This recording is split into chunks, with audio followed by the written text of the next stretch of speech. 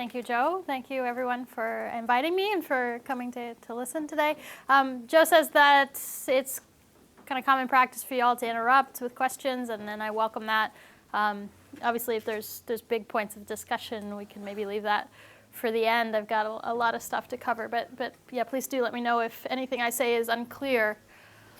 So the title of my talk on less fertile ground is a reference to Peter Ellison's book called On Fertile Ground, which, if you haven't read it, is a fantastic review of decades of his research on the biology of reproduction in human females in a variety of ecological contexts.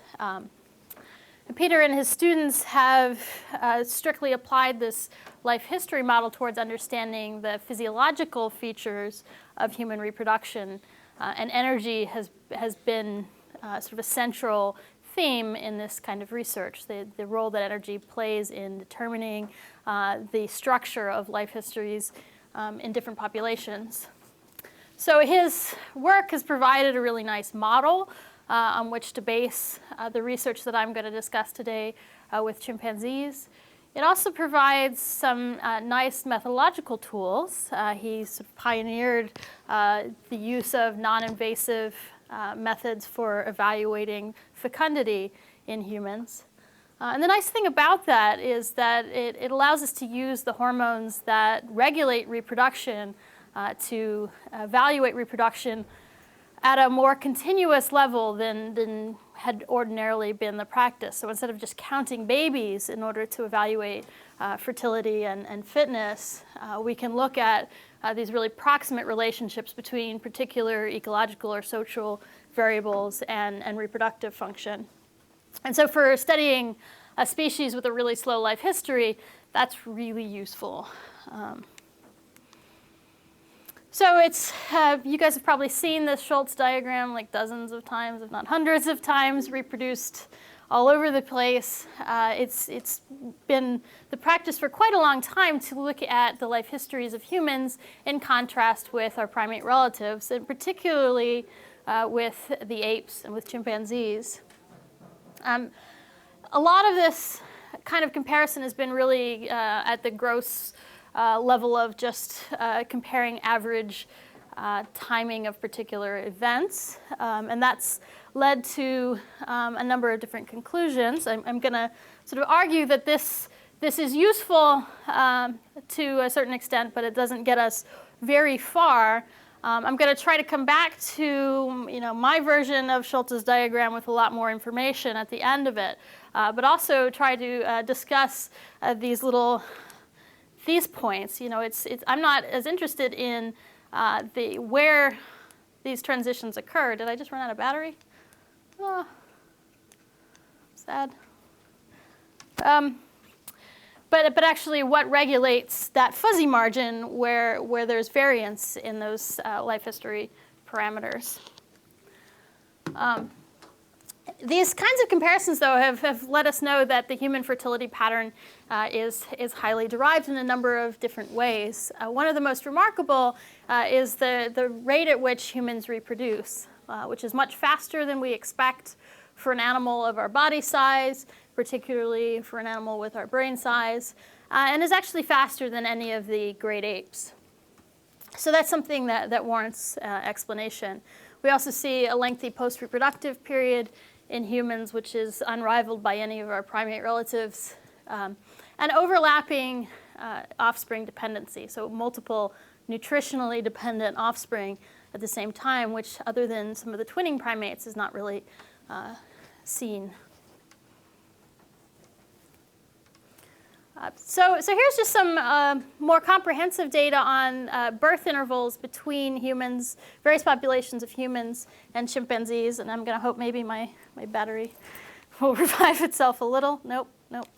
In the wild, the average birth interval for chimpanzees is about 5.5 years, which exceeds what we see in sort of wild humans, so human hunter-gatherers, where birth intervals are only around 3 to 4 years. Now, if we move to captive chimps, we see birth intervals that are more similar to those hunter-gatherers. Under improved nutrition, we get quicker pace of reproduction. But that's true in humans as well. So if you look at natural fertility, humans living in conditions of resource abundance, birth intervals are really quite short. I included the minimums for chimpanzees here as well so that you can see that they do broadly overlap. So in the wild, the shortest birth interval for a chimp is about 2 years, and this was actually both of those infants did survive. But that's an extreme. So chimps at their extreme are hitting sort of what the birth rate in the US would normally be. So these data tell us that energy plays a big role in both species, that there's a tremendous amount of overlap, but that you can see a pretty a big species difference when you control for conditions. So underlying the population variation in birth rates is, of course, differences in fecundity between populations. I'm going to show you a series of slides from Ellison and his colleagues. So this is the percent of ovulatory cycles experienced by women in the Lesser, which is in the Congo. These are horticulturalists, compared to women in Boston. So at any time of their lives, women in Boston are experiencing higher quality cycles than women in the Congo. And underlying that are differences in the production of ovarian hormones. These slides show you the luteal progesterone levels of these women, but you see parallel results if you look at estradiol as well.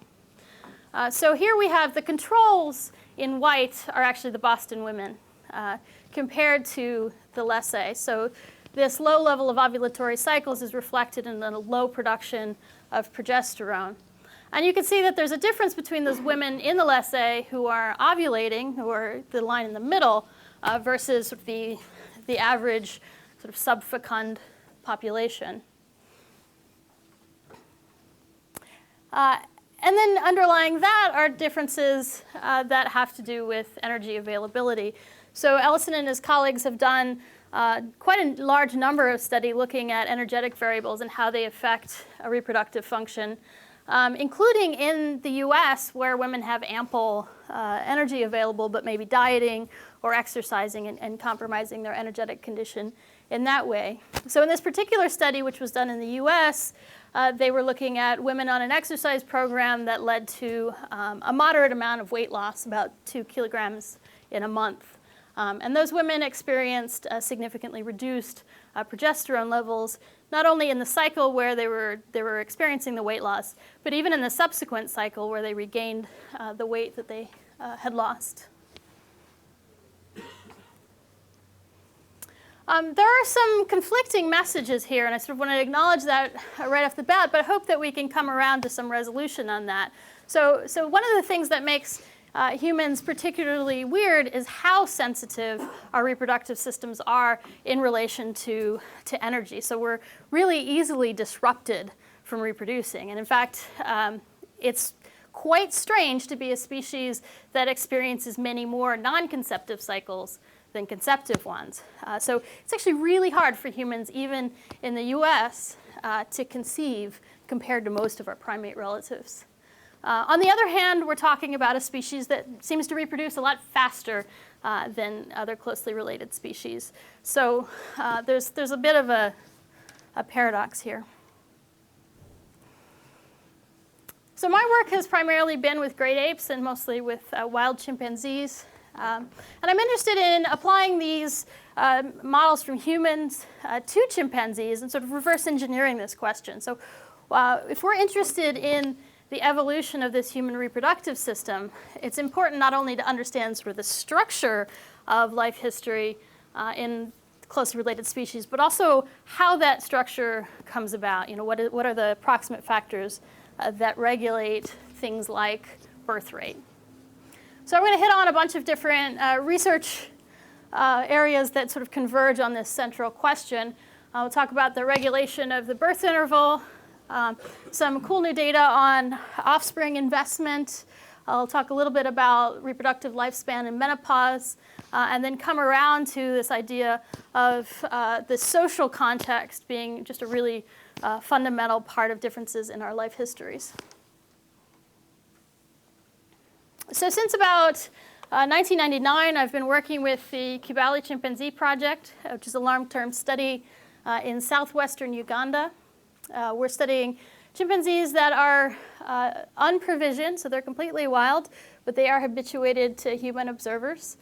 We're in the Kibale National Park, which is, has one of the highest densities of primates anywhere in Africa. There's several hundred chimpanzees in this forest and several long-term field studies. Our group is about 50 to 60 chimpanzees at any given time. And we've been monitoring them since 1987 when Richard Wrangham founded the field site. So every day we have a team of Ugandan field assistants who anywhere between 2 and 6 of them go out on any given day, follow the chimps from their night nest to their night nest, and collect a variety of different behavioral data, both using standardized check sheets and also using some just longhand observational notes. So over the years, we've developed a relational database that puts all this data together, and it's one of the most comprehensive long-term databases for wild primates. So my particular role in this project has been as director of physiological research, so basically the director of all things pee. So as these field assistants are going out to monitor the behavior of the chimpanzees, they're collecting any urine samples that they can get from recognized individuals. And this includes right away at the night nests. Chimps are like us. They wake up and the first thing they do is urinate. So we try to capture that urine. And then throughout the day, we may have the opportunity to collect urine from the leaves that make nice little receptacles as it's falling from the sky. And so the idea here is that there are a lot of things about behavior, about the state of individuals that are mysterious. And we're trying to tap into the body's own signals for regulating things like life history. So reproductive hormones, stress hormones, and the like. So you'll see a continuing theme in my talk that we're finding new methods to non-invasively evaluate the status of these individuals and trying to integrate them into this broader research program. I love this cartoon because this is the headline that appeared next to it. So the research program for urine started in 1998. We've collected over 30,000 urine samples from now almost 100 individuals, including 33 reproductively aged females, obviously not 33 at any given time. I run a lab at the University of New Mexico with Martin Muller, where we bring all these samples and evaluate them. We also collaborate with a number of other scholars, including Marty back there, on other projects that are trying to use non-invasive methods to get at some aspects of biology. Okay, so the first topic, how are interbirth intervals regulated by reproductive hormones? The first point is that the reproductive cycle of a chimpanzee is almost indistinguishable from that of a human. The profiles of estradiol and progesterone are pretty much the same. Chimpanzees have a sexual swelling during their peak estradiol phase that obviously humans don't have. And that seems to be associated with a longer follicular phase, so a longer first half of their cycle relative to humans. But all the events are basically the same. And they are similar in ways that, nope, still doesn't work. Similar in ways that are different from many other primates. So there are particular features of this profile that, just trust me, are not the same when you look at monkeys, for instance. And the other important point is that in both species, the relative levels of these steroids are predictive of fecundity. So these steroids obviously are regulating things like ovulation and implantation and even fertilization. And so not surprisingly, if you look at females who are experiencing conceptive cycles versus non-conceptive cycles, the levels of these hormones differ. So the first part of this research was to really go and test some of these energetic models that Peter Ellison had developed. Does energy availability in the environment actually influence reproductive function. And so we found very similar kinds of patterns. So here we have the response to seasons of unusually high fruit abundance. So when their preferred foods are in great abundance. So we're comparing those seasons, however long they are, to the months, 2 months prior, 2 months following. We see a significant increase in estradiol in association with those increases in fruit availability. Progesterone follows a very similar pattern. We can see the reverse happening as well. When there's a period of unusual fruit shortage, we have a decline in female reproductive hormone levels. And I wanted to show you a slightly different picture. On the right, what you're seeing are individual chimpanzees and how they're all responding in a very similar manner to the same sort of ecological condition. The other thing you will note is that when fruit abundance is low, even after it recovers, their hormone levels are depressed for a couple of months. So this is very similar to the study that we saw from humans, that there's kind of a long-lasting effect. And this happens not just in cycling females. These hormonal responses to the environment happen in adolescents. They happen in lactating females as well. Okay, so more recently we've been trying to get a better picture of this because the availability of food in the environment and even our measures of the quality of diet don't really get at how individuals are responding to that resource availability. So we expect that some individuals have better resource availability or resource access than others. Some have higher energetic costs than others. So more recently, we've been using a method involving C-peptide of insulin. So the C-peptide, this yellow bit here, this is the whole pro-insulin molecule, which is sort of insulin before it's insulin. And the yellow bit, the connecting peptide, basically gets cleaved off as insulin is secreted from the pancreas. Insulin itself undergoes almost immediate, a lot of it is immediately sequestered by the liver, so it never reaches the bloodstream and we can't measure it. The C-peptide actually goes into the bloodstream where we can measure it. It also is eventually excreted into the urine where I can measure it. So insulin, and thus its signal of C-peptide, is actually is responding to energy availability in the body, regulating energy uptake and storage. So it also is involved in signaling energy balance to the brain. So again, we're tapping into a signal of general energetic surplus. It's been validated in a number of different settings, including in our field study, but also in captivity where you can actually monitor weight gain and weight loss. And you find that it does correlate quite nicely with these measures. So it suggests it's a good measure of energy balance. So using sort of our accumulated data from about 12 years, we've re-examined this question and asked whether individual energy balance predicts their production of ovarian hormones. And it does. So here you have C-peptide levels. Each of those dots is 1 month of data for an individual female. And it predicts pretty strongly their urinary estrogen levels. The exception there in the orange are the females who are experiencing their sexual swelling. So that's sort of the peak estrogen phase. And so it's curious that those relationships don't apply to those females, but there's a reason that hopefully will, by the end of the talk, you'll understand. Yes. Can you say a little bit about what this would look like for an individual who, say, consumes a lot but is also expending a lot? So the C-peptide should indicate the balance between intake and expenditure.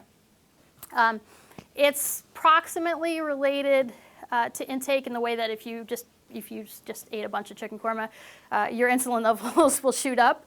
But on a longer term basis, they should indicate whether there's extra energy available for the system. So if you're expending it, your insulin levels should go down.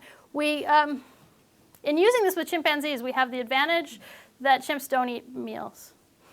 They kind of eat all day long. So we see a little bit less of those peaks that are strictly associated with intake and more of the sort of gestalt of their energy. But in a few other systems, we've seen examples where we can isolate energy expenditure and we can actually see this signal in C-peptide levels. Does that answer? Yeah. Okay. Oops. So we see similar relationships with urinary progesterone levels. So C-peptide levels are predicting the production of both of these hormone levels. So that's a nice analog to what Peter Ellison and his colleagues are observing. So what is the actual effect on their fecundity? When fruit availability or the amount of fruit in the diet is consistently high, females are able to reproduce really quickly. And when it's low, they take quite a long time. So what you're seeing on the y-axis is the waiting time to conception from when they first start cycling to when they finally conceive. And then the x-axis is the average amount of fruit in the chimpanzee's diet over that, however long that period of time is. And the green line indicates the average monthly fruit consumption. So what you can see is when there's a heck of a lot of fruit in the diet, they may actually be able to conceive right off the bat. But that's pretty unusual. On the flip side, when fruit is low for a really long period of time, they can take even longer than a year, longer than 2 years in some cases to conceive. So this is a substantial amount of variation that's accounted for just by energy. We can see this also in the inter-individual variation in access to resources.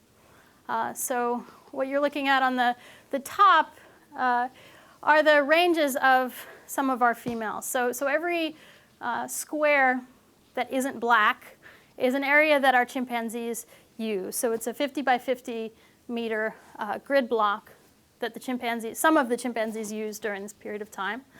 The red indicates where a cohort of females spend most of their time. So in East African chimpanzees, females don't range as widely as males do. They tend to confine most of their activities to core foraging areas that are small and that overlap with those of other females. So we had a group of females that we call the northern females who spend most of their time up in the north, and that's what's indicated in the red there. And they're far less likely to be found in the blue areas. So given how often we visited those blue areas, these females were seen less than expected in those areas. We have another group of females we call the central females who show exactly the reverse pattern. So their core foraging areas are over the blue, and they don't go up into the red very often. The green map is showing you where the preferred fruit trees are located. So those are concentrations of those trees. Then what you can see pretty clearly is that the majority of good food is located over where the central females range, and there's kind of a secondary but much smaller conglomeration of fruit trees up in the north. So the central females appear to have higher resource access.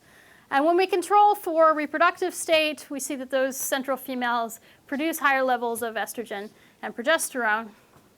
They also have much shorter birth intervals by several years, and their infants are more likely to survive.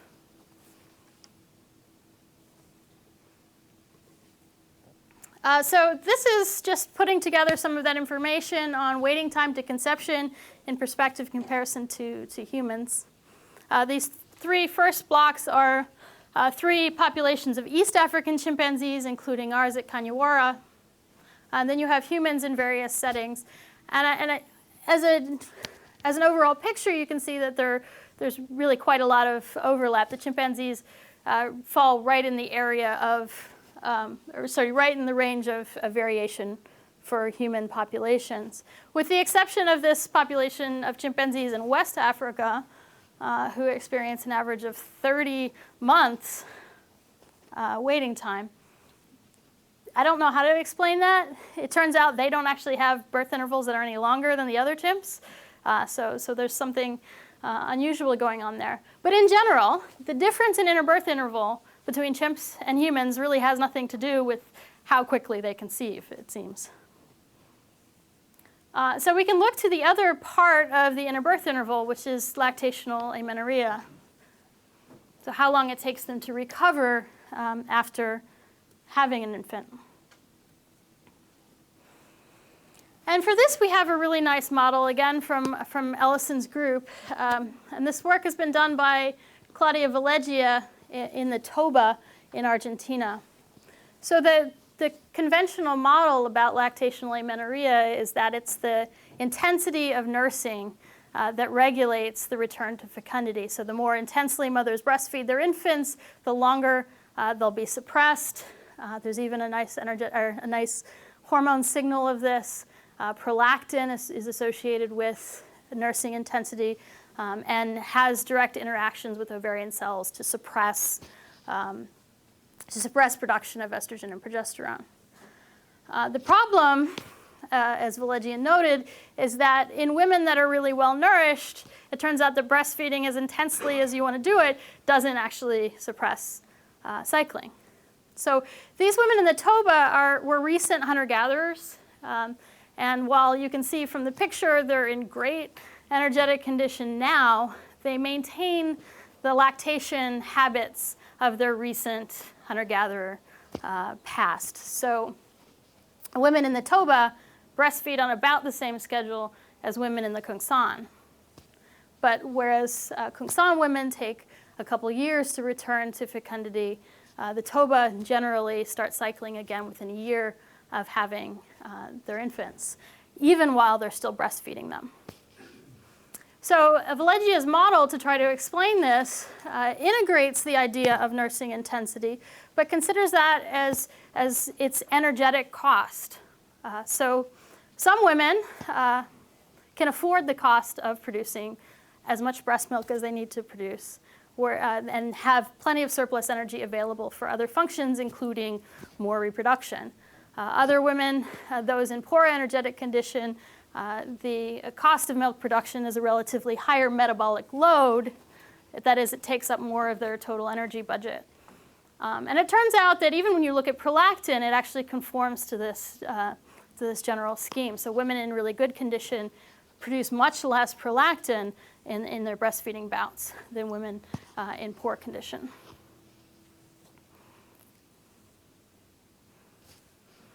So to try to test this model, Villeggia monitored women from the time of their births through to the time of cycle resumption to try and examine how energy actually affected the timing of cycle resumption. So this graph shows you their change in BMI in each month, and it's aligned relative to the time when they started cycling. So you're kind of looking backward from that blue line. And not surprisingly, when women were early in their lactation, they were losing weight. And over time, they gradually resumed positive energy balance. And even just before cycling, start to gain a little weight. And so she found that the attainment of a positive energy balance, that is gaining weight consistently for a few months, was predictive of the time when cycles would resume. Now, she also used C-peptide in order to get at this question. And C-peptide, as I've explained, was actually nicely correlated with the change in body mass in these women. But you can see a very similar pattern here, again, kind of thinking backward from that blue line, that really close to the time of cycle resumption, C-peptide levels increase and are actually higher for a few months than they are prior to cycle resumption than they are after cycle resumption. So this general pattern of increase is not kind of an inevitability. It occurs at different rates in different women. But attaining this, again, this high level, high energy balance seems to be necessary for cycles to resume. So we wanted to do this with chimpanzees. It took a whole lot of data. So this is about 12 years of data to get 18 birth intervals for our females. Again, birth intervals are really long, so in order to capture all of it, took a long period of time. And so our results look a whole lot like Villegia's results for the toba in terms of this general pattern of increase. And again, the really important point here is that females don't just start off on this upward trajectory from the time that they have their babies to the time that they start cycling. Some females do. And those females often resume cycling very quickly, like within a couple of years. They just shoot right up. Other females take years, sometimes 5, 6, 8 years of kind of wavering around before they're able to achieve this, this pattern of really high C-peptide levels. And you see that in both data sets, there's kind of an overshooting of the average right before cycles resume. We think that's because the ovaries have become insulin resistant. They need a little extra push. It seems that in chimpanzees, there's a longer period of positive energy balance before cycles resume.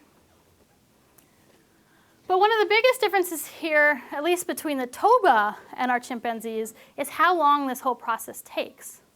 So the toba were able to achieve positive energy balance really quickly. Kungsan women maybe would take longer. But our chimps took a really long time to get there. So this suggests that in both species, the return to positive energy balance is an essential part of regulating the interbirth interval. But then in chimpanzees, mothers just take a whole lot longer to achieve that. I wanted to return to our central northern comparison so that you can see the difference in the metabolic load for these females. The central females, who are the ones who had more resources, experience higher C-peptide during early lactation, indicative of higher energy balance, being better able to afford the cost of producing milk. And again, these are the females with the shorter birth intervals. So as far as we can tell with the data available to us, humans and chimps share common adaptations for regulating fecundity and regulating the duration of the interbirth interval. I like to think of this kind of as a Riskaverse strategy, that conception won't happen until females really have an accumulation of resources to protect themselves and perhaps to buffer the time it will take for pregnancy and for early lactation. And this is a very different strategy than what we see in a lot of primates who tend to reproduce in advance of an expected period of resource abundance. So it's fairly normal for primates to give birth in a season of resource abundance. But chimps and humans and a few other species tend to make sure that process is front-loaded. They make sure they have some capital to invest in the future. The key difference that I can see with these data is that human mothers can afford the cost of lactation. They can afford to rebuild their condition much more quickly than chimpanzee mothers. So the next thing that I want to look at are the effects for the offspring. So we saw a huge amount of variation in the birth intervals of our females. And we have some females who seem to be better able to afford to reproduce quickly. What are the consequences for their babies? So here we've devised a new method to try to get at body size in our chimps. We can't weigh them. We've only recently started using photographic methods. But we have this bank of 30,000 urine samples that we can use potentially to get at body size. So if you were to go into a clinic and have muscle mass or lean body mass evaluated, what they would do is ask you to collect all of your urine for 24 hours, and then they would test it for creatinine. And creatinine is a byproduct of creatine in your muscles. Most of it comes from muscle, so it's a really good index of muscle mass. We can't collect 24 hours worth of urine on our chimps. So we developed this method that allows us to get at that same measure in a slightly different way. And as it happens, creatinine is something that is used as a standard for urinary markers, hormone markers, any other kind of markers, to control for water content, to control for how concentrated they are. But there's another measure called specific gravity, just the density of the urine sample, that gives you the same information. Specific gravity has nothing to do with your body composition. Creatinine is dependent on muscle. They're correlated really, really highly. But the slight variance in this relationship is associated with how muscular an individual is. So to demonstrate that, we just looked at all the urine samples we had for individuals of different age classes, and you see the expected kind of relationship here, that there's a steeper relationship. There's more creatinine produced per specific gravity in a urine sample if you're an adult male versus an adult female, if you're an adult versus a subadult versus a juvenile. And we can also use this to actually look at growth. So here I've calculated the residual off of those relationships and plotted for each age, each year, the average residual. So how high is the creatinine relative to the specific gravity? I'm going to focus what I'm talking about today on the green area between ages 4 and 15. 15 is when chimps start to reproduce. It's when males become fully adult and start to integrate into the hierarchy. You can see that at least for females, that's when growth levels off. Males continue to bulk up for quite a few more years. There's also something weird going on with the little kids. I don't have a good explanation for that yet. We don't have very many samples from them anyway. So I'm going to focus on this juvenile period. And to actually make this a usable measure now, I'm going to model out age and sex so that the residual is free of those effects, and we can compare all the individuals to one another, and we can compare the relative lean body mass of individuals that may have been sampled at different parts of the juvenile period. And most of the kids in our sample, we've actually assessed over the majority of that green block. So for a large part of their juvenile period. And I sort of missed the hypothesis here. What we wanted to know was whether these females that are reproducing more quickly are experiencing compromises to the growth of their offspring, if there are quality-quantity trade-offs in these reproductive patterns, or if the females in good condition can just afford to produce better babies more quickly. And we found that the former was true. So when an infant is born, the interval to the next sibling's birth is predictive of the lean body mass of that first infant. And it's a really strong relationship. We didn't find that the prior birth interval was associated with a juvenile size. So it was really how long it took before their mother reproduced again and presumably weaned that first infant that predicted its body size, and in a negative direction. Curiously, we didn't find, oh, sorry, go ahead. Quick clarifying question. Yeah. That's adult size? No, this is juvenile size. So that's size at the birth of the next? It's the size of juveniles corrected for age and sex. Okay. So whenever we were able to sample them, so some of them were sampled from 4 to 10 and others at other parts, but we tried to standardize that so we could compare them all on an even plane. But I'll show you something that gets at that in a second. So the larger the juveniles are, then the longer the birth interval is? Is that what the correlation is? So the quicker mothers reproduced again, the smaller the size of the first juvenile. Okay. So when a mother reproduces again, it's associated with a lower growth rate of those kids. Now, the mothers aren't giving birth 8 months after the birth. This is years, I'm sorry. 8 years. Mm-hmm. So yeah, you can see there's huge amounts of variation in how long it takes for mothers to reproduce again, which is associated with fairly substantial variation. Even waiting 2-3 years is tough. Yeah.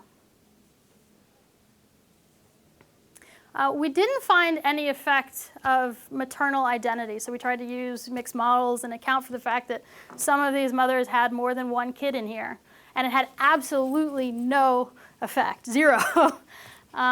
We tried just taking one birth interval per mother, and the relationship was absolutely identical. So there didn't even seem to be any effect of maternal quality by any measure that we could assess on this variation. So the mothers that could afford to do so just reproduced more quickly. They didn't reproduce better babies more quickly. These are just the data aggregated by age group. So we redid the analysis just focusing on 4 to 8-year-olds and on 2 other parts of the juvenile period. And the point is here, the relationship doesn't seem to attenuate. If anything, it gets bigger as these juveniles age. So even after weaning, these kids continue to stay small. And as I said, age 15 is when they'll start to reproduce. So by any indication, these effects seem to persist to produce smaller adults when mothers have tighter birth intervals. We looked for evidence of maternal depletion. So is this just that when mothers reproduce quickly, they run out of energy? And we didn't have any indication that that was the case. So what I'm showing you here is the mother's age versus the body mass of the juveniles, as well as the birth interval. So the body mass is in green, the birth intervals are in orange, and with age we see pretty much exactly the same relationship. So mothers' reproduction slows down as they get older, so they end up having bigger kids. There's no effect here of maternal age on body mass of their kids that is independent of the effect on birth intervals. So older mothers have bigger kids, which is not expected by a maternal depletion, but they have them because they just reproduce more slowly. We also tried to look at C-peptide. It turns out that high C-peptide levels, as you might expect, predict faster reproduction. So they actually have kind of an inverse association with body size. So mothers in better condition produce smaller kids. So female chimpanzees that reproduce quickly have smaller offspring. Because we can't find any influence of maternal depletion, it's very likely that these are effects of sibling competition. So when a new baby is born, all the resources are diverted to that new baby. And chimpanzee mothers, unlike human mothers, don't continue to nutritionally provision their offspring once they've weaned them. They don't share food very readily. They tolerate the presence of infants. They help juveniles. They help juveniles find the locations of food resources, but they're not giving them any food. So it makes sense that the birth of a new kid would seriously compromise the energy intake of the first kid.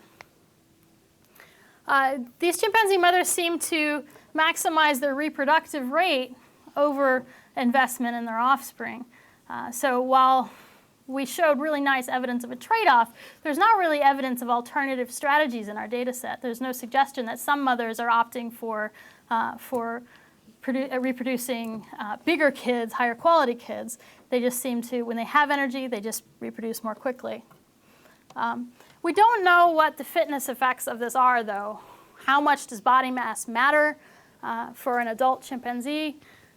In a lot of other species, there's really good data that body size is associated with fitness. Females tend to be more fecund when they're larger. Males tend to be better competitors. There are some reasons to believe that should be true in chimpanzees. It's true in humans. But we don't actually know, so I leave that caveat. We also don't know whether there are features of growth other than muscle mass that might predict fitness better.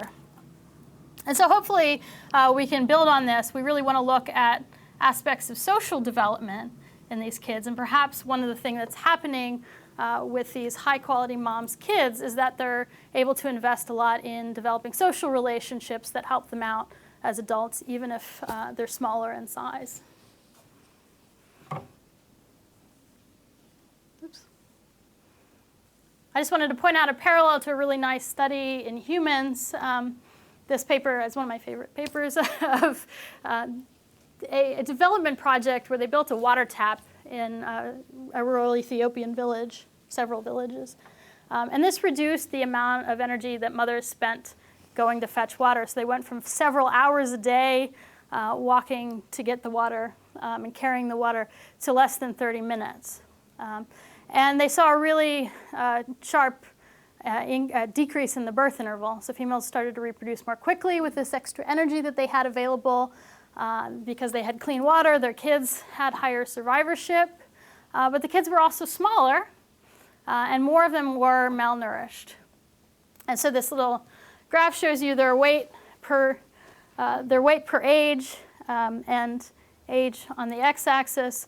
The villages with the water tap are here in the light purple, and the ones without are in the blue. So you can see that the people with water tap access had smaller kids that were more likely to be malnourished. The reason that they converge here at the later ages is because those kids developed during periods when the water tap wasn't around.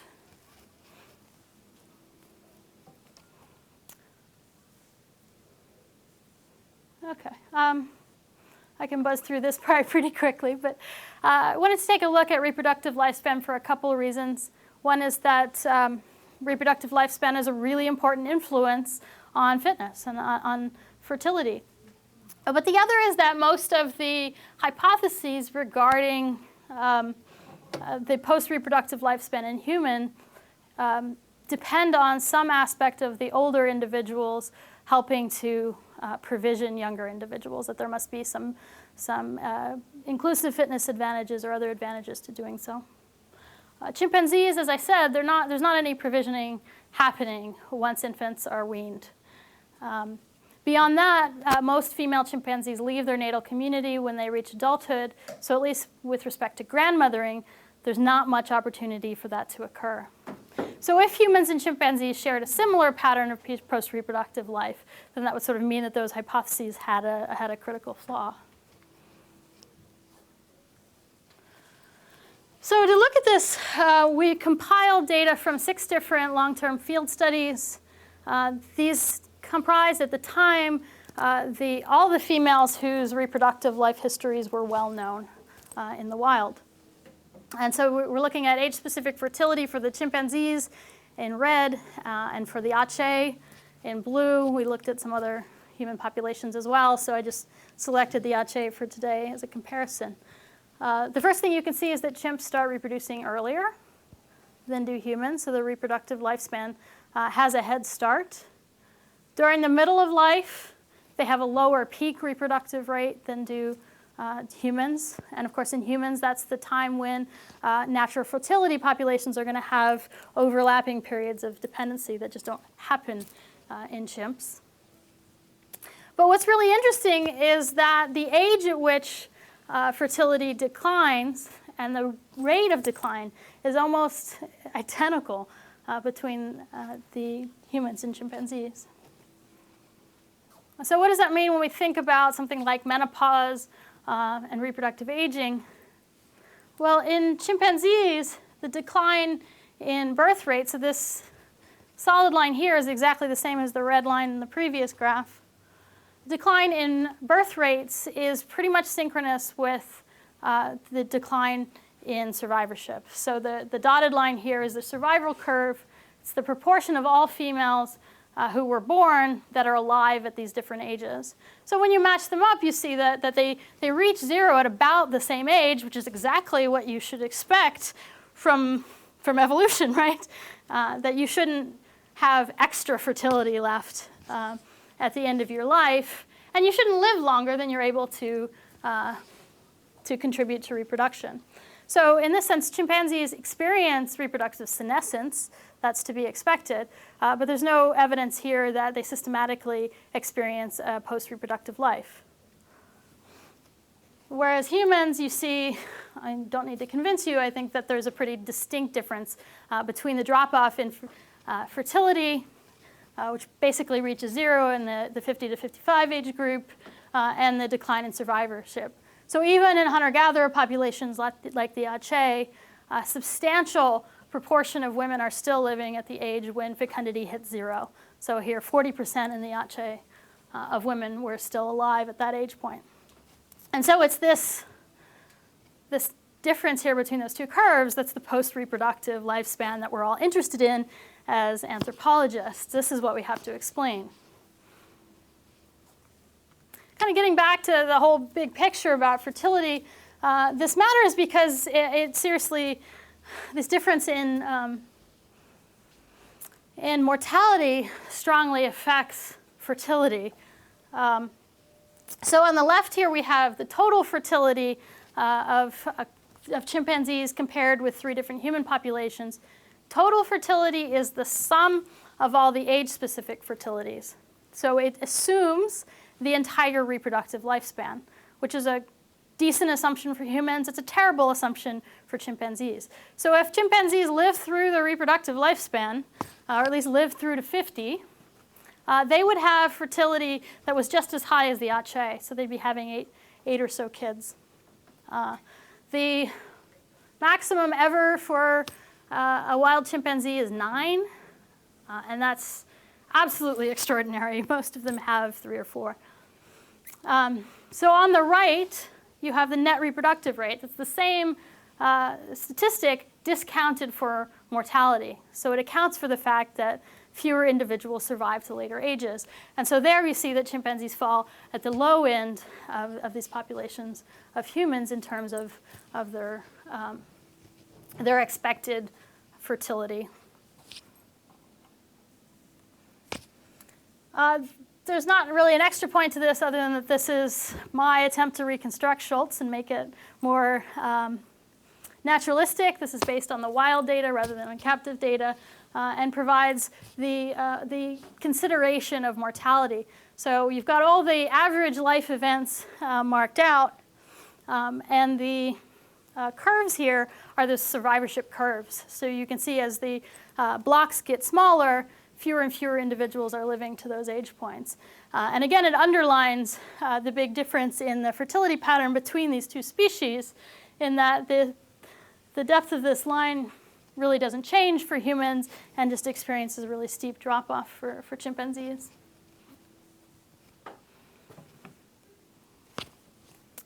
Okay, so the last point is, what about social life? What about the context in which all this physiological stuff is placed? And I think this is really where the rubber meets the road for this comparison.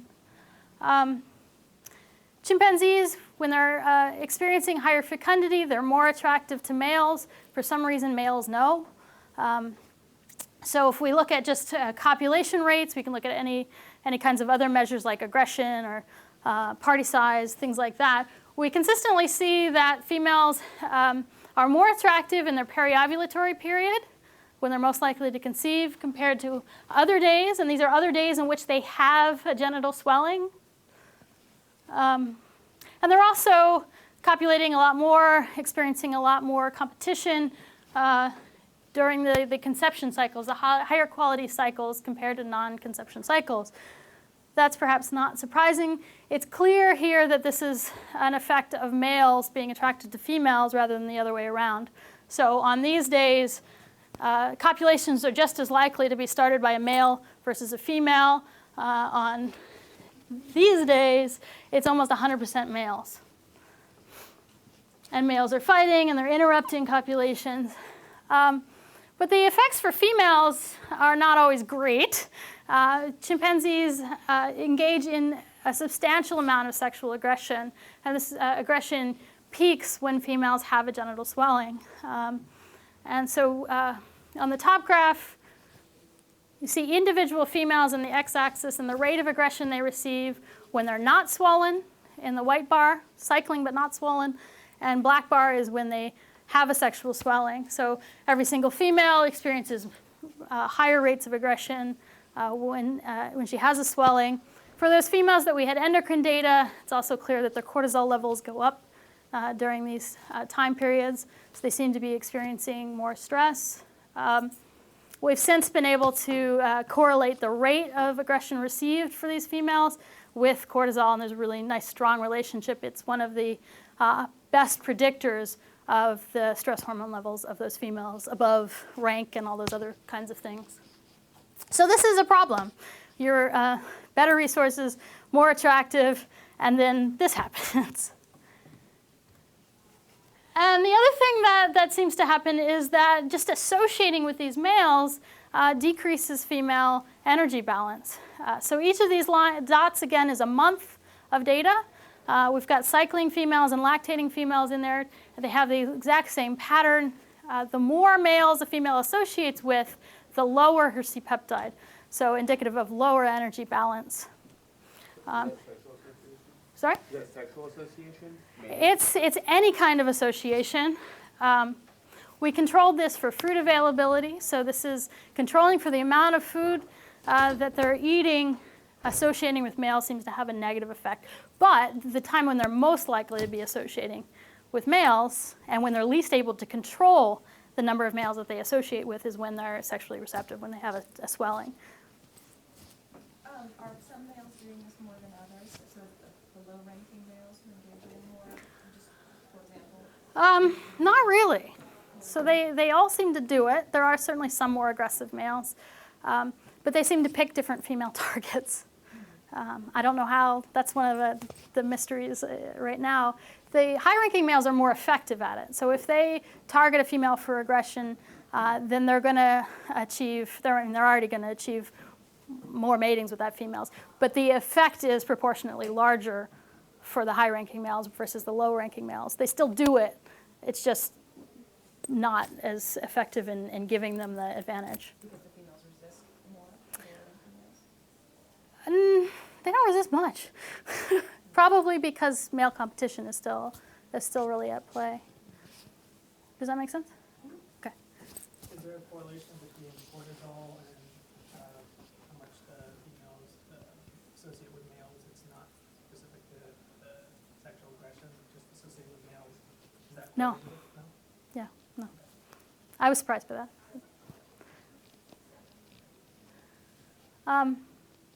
So this effect, we did a mixed model. The effect of one extra male associate was equivalent to a decline in the fruit composition of the diet is about 10%. So I already showed you that there's a pretty strong effect of the fruit composition of the diet on their fecundity.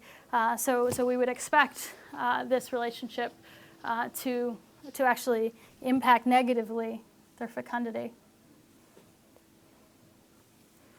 So this presents a kind of a weird feedback loop for chimps. We have resource abundance leading to higher energy balance, leading to higher female fecundity, which makes females more attractive. But then those effects of attractiveness on males, which include bigger aggregations of males around the most attractive females, and include an uptick in male aggression to females and to each other, are expected to have negative interactions with this whole sort of central axis. We know that the data I just showed you show that larger male parties compromise female energy balance. The male aggression leads to female stress. We don't actually know if stress negatively impacts female fecundity. It's a reasonable expectation. It's extremely difficult to test in this situation. It's probably not positive for female fecundity.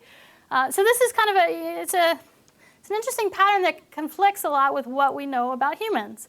And in humans, we have a variety of features of the social environment that impact positively on female energetic condition and presumably on fecundity. So we have males that participate in provisioning offspring as well as provisioning their mothers. We have grandparents, adolescents contributing to the family energy budget, even food sharing among non-kin. Then you have things like tool use and cooking that contribute to this whole puzzle.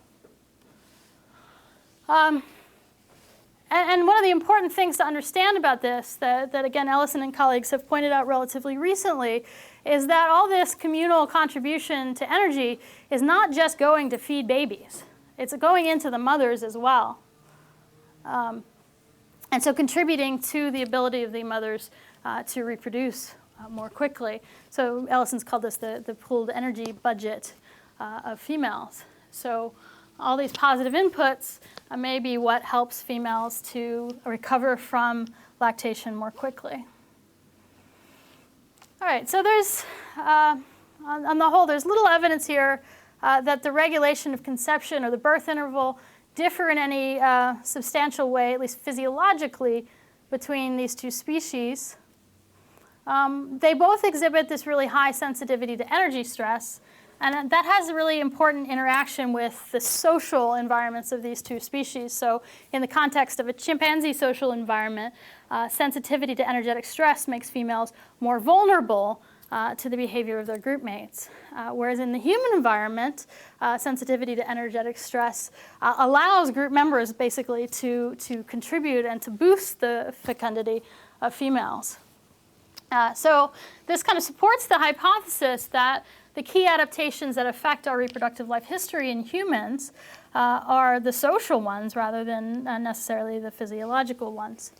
And so we can think of social life as kind of a reproductive adaptation in that way. This research also has some interesting insights into life history regulation or life history strategies, and this is something that I hope to pay a bit more attention to in the future. But it seems like mothers reproduce when they're ready, when they're back in good shape, not necessarily when their infants are. And this is an important consideration when we think about things like living for a really long time or being able to live through your offspring's really long dependency as a human.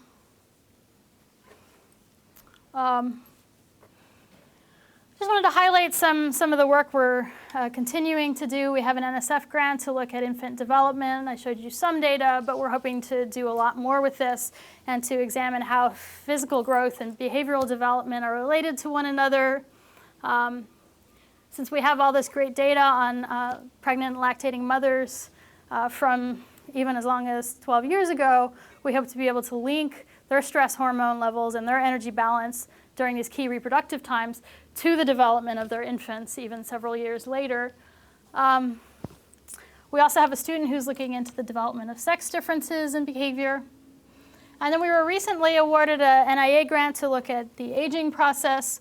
So again, focusing on this, maximizing the output of this longitudinal data set, so we can look at how chimpanzee aging and human aging differ, how these kinds of reproductive investments affect health later in life, and how things like social relationships and social competition affect health, and whether that's different for these females who are kind of in the bad position in intersexual conflict, how that may differ from males who are, I think, more in control of the stress in their environment.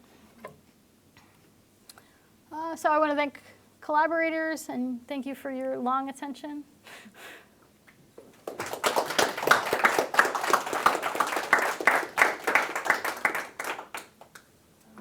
Hi. Have you followed the offspring, the mothers that have shorter intervals produce offspring with slower growth rates? But have you looked at the life history of the offspring?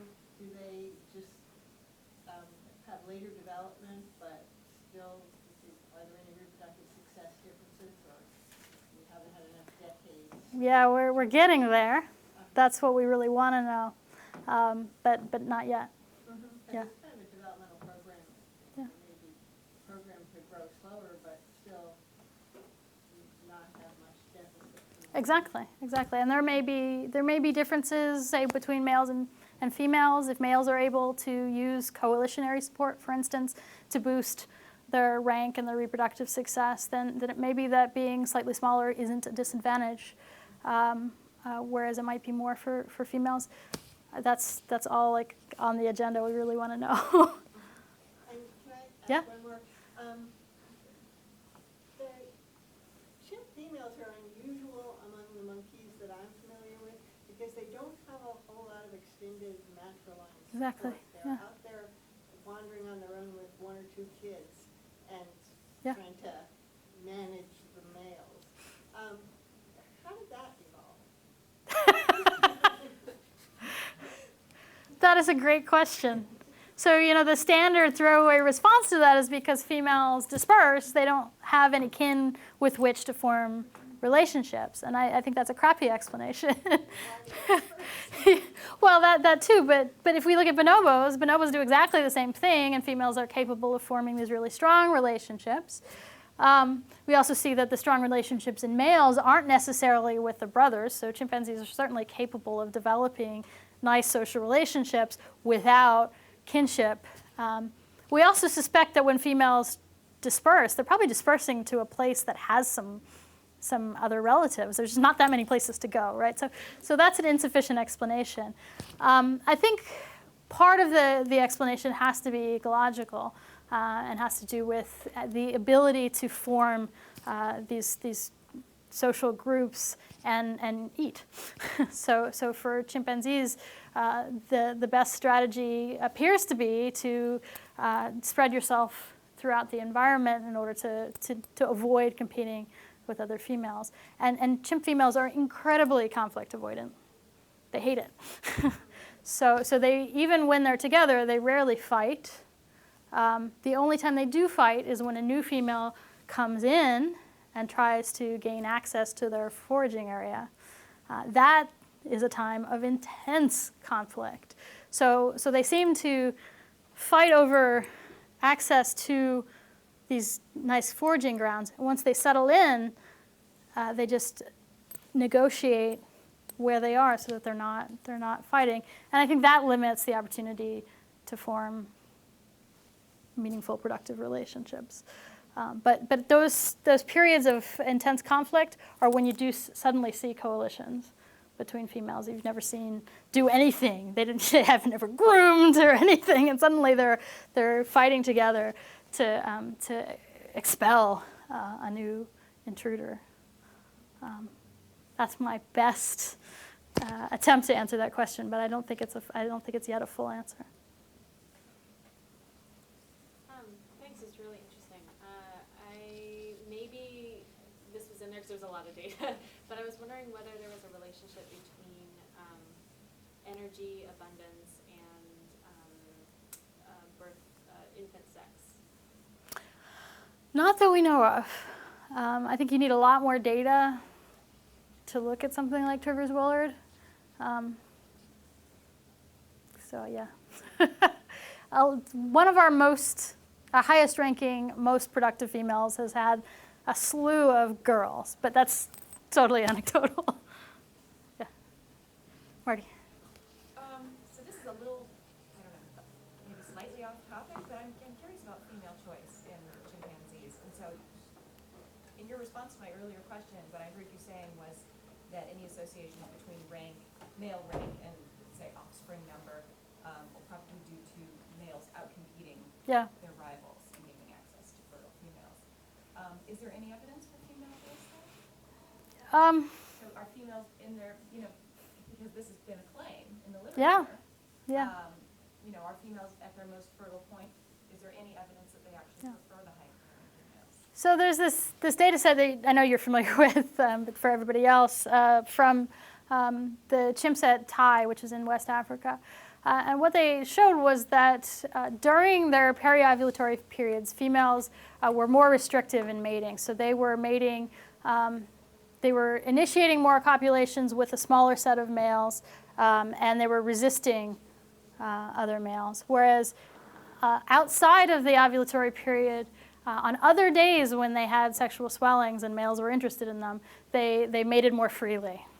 They didn't seem to resist very many individuals, and they solicited kind of non-preferred males. So they're trying to avoid infanticide. They're trying to mate with everybody. And the argument was that they're going to do that when there's a low risk of conception, and then when there's a high risk of conception, they're going to just target the guys they really want to sire their offspring. And the problem with that is that it's very difficult to empirically measure female choice. So what you can measure is whether a female approaches a male for copulation, but that's not unfettered by coercion. So if you have an alpha male in the group that's been persistently aggressive to a female, as it turns out, she's more likely to approach him for copulations during the periovulatory period. So in our field study, we actually can replicate the Stumpf and Bosch that Tai results. We see exactly the same pattern of more restrictive mating during the periovulatory period, but appears to be attributable to coercion. So there's a nice correlation between the amount of aggression a male is given to a female and the likelihood that she's going to approach him when she's ovulating. The other thing that we see is that high-ranking males are able, through competition, to monopolize, I mean, that's kind of obvious, right, to monopolize matings with females during the periovulatory period, that because, for whatever reason, they seem to be able to detect fecundity in females, they ramp up their competition, and so there's no reason to invoke female choice. So I don't think there's any good data on that. That's really, we really struggle with this, and my close collaborator and I kind of have different takes on it. He believes that female choice is completely absent in chimpanzees, that female preference is completely absent, that there's no reason for it. Whereas I suspect that there probably is some preference, but I think females are extremely restricted in their ability to actually to enact it. Yeah. Does that answer your question? Yeah, no, that's really interesting. I remember reading this, and I'm not sure if it's true, but do male chimpanzees prefer older females? Yeah. And so might that be related to the fact that they have longer interbirth periods for these energy constraint reasons, and therefore their offspring were likely to succeed before, since they have longer? Maybe. So there's a lot of different stuff going on. So most primates, it's the case that females who are already mothers are more attractive than females who aren't yet. In chimps, it's more than that. As the older they get, the more attractive they are, even when they're like skinny and balding. And there's a lot of stuff that's packaged into that. So first of all, those females aren't going to be menopausal, but they're less fecund. However, they tend to cycle for shorter amounts of time. Right? So if you kind of think about a younger female that may be cycling for 10 months, those older females are often only cycling for a few. And so each cycle is kind of like a better bet, right? They're also higher ranking, so they have better access to resources when they're older. Maybe this also plays into it, that you can produce a bigger, higher quality kid. A lot of I don't know why. It's weird. Thank you. I was struck by how there seemed to be no stable inter-individual differences among females and how they resolve this quantity-quality trade-off. It's just the momentary amount of food abundance, right? And so in humans, there's quite a lot of evidence that cues during childhood, cues of extrinsic mortality risks sort of set a life history strategy. And so I was wondering if the reason why you don't find stable inter-individual differences is because the risk of extrinsic mortality within a single community is it's all the same. There are no cues that could lead to that. And if that's the case, then have there been systematic comparisons between study sites? Are there at study sites where there's more predation on chimps, do the females pursue a faster life history strategy? Don't know. It's a great question. The closest we're getting in this big aging study that we've just started, we're collaborating with the folks at Ngogo, John Matani and David Watts and Kevin Langergraber. They have a field site that's about 10 kilometers away from ours and is much higher in quality. So at least in terms of nutrition, we can look at the differences in the life history patterns of these two. Anecdotally, they seem to reproduce really fast at Ngogo and experience really low infant mortality, but I haven't really seen the full data yet. Thank you. But yeah, it's a really interesting question. Even within communities, I think there's enough variation in not only in resource access, but in vulnerability. So the northern females, they're up there on the border. They're near other chimps, and so they must be experiencing greater stress associated with that. They also are more likely to hit snares. So we have a high proportion of those individuals up there that have crippling injuries of some kind because we aren't able to patrol as effectively up there. So we have individuals with amputations, with malformed limbs because of snare injuries, and so they're less able to climb and to travel and so forth. It's not really borne out in this data. I did leave one individual out of my analysis. He's had 2 foot amputations. So he's no back feet. He's tiny. Tiny. We'll see what happens for him. But other questions? What's his brain from the social area? We're in the process of trying to figure that out, and it's not good. But he does better than you'd think. Yeah. Just building off of Jim's question, I was wondering, so with the sort of migration between the northern and the central groups in egg pathology, do they, is there any, I guess, how often, I mean, is it that all the females from the north emigrate to the central and vice versa, or is it fission, fusion, mixing between them? Okay, so I was wondering then if females who grow up in the northern group and then end up spending, migrate to the central group, spend their adult life in the central group, do they do better in terms of faster reproduction than females who grew up in the central group with higher resource availability? That's a good question, and a little bit of my lack of explaining that appropriately. These are all part of the same community, and so when females migrate, they migrate out. They don't tend to migrate from central to northern or vice versa. Although they're telling me at Ngogo, at the nearby site, that that's what happens because they have 200 chimpanzees. So they actually see that females sometimes migrate between neighborhoods instead of migrating out. So maybe they'll be able to answer that question. But at Kanyawara, these core areas are remarkably stable. They're not, even the girls that are stuck in the bad situation aren't trying to challenge to get into the central area. At least they're not doing it very often. So yeah, I don't know. But I think in terms of leaving, what you see with females is that these adolescents kind of disappear for a while and often come back, and then they disappear and they come back and maybe they leave entirely. A few of them stay and breed in their natal community.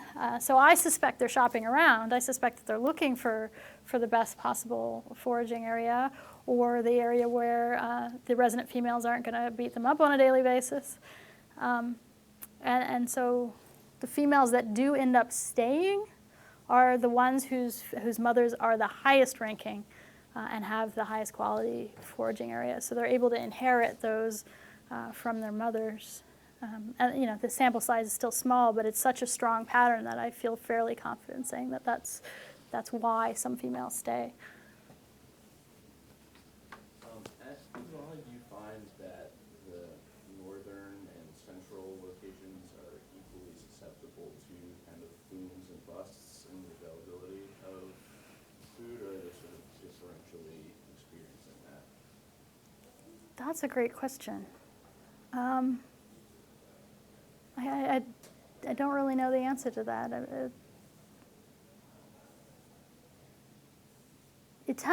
I would say that it tends to be because there's more resources in the central area, that there's more stuff at any time of year, right? So even when there's not something super preferred, there's other stuff available.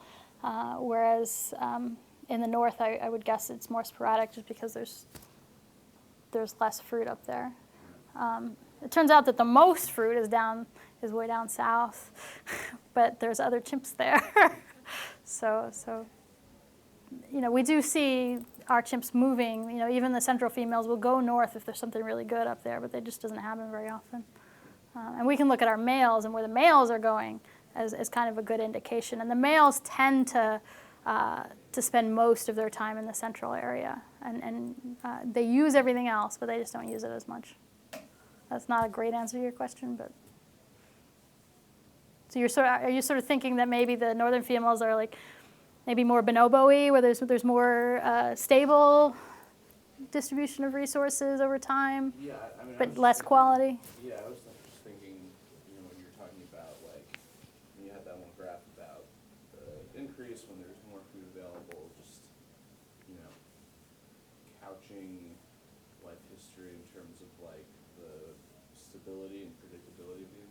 Yeah. if one of these is, preferentially kind of going like this and the other one's more Yeah. stable, regardless of sort of the base rate of what that stability or instability is. I was thinking, how is that predictive of That's a great question.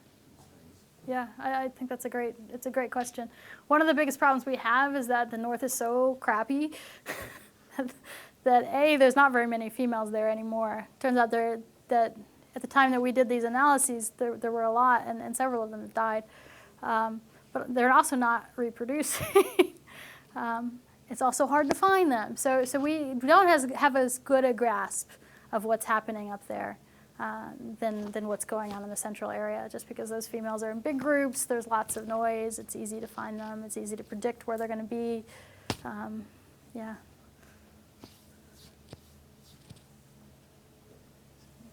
Thank you. Thank you.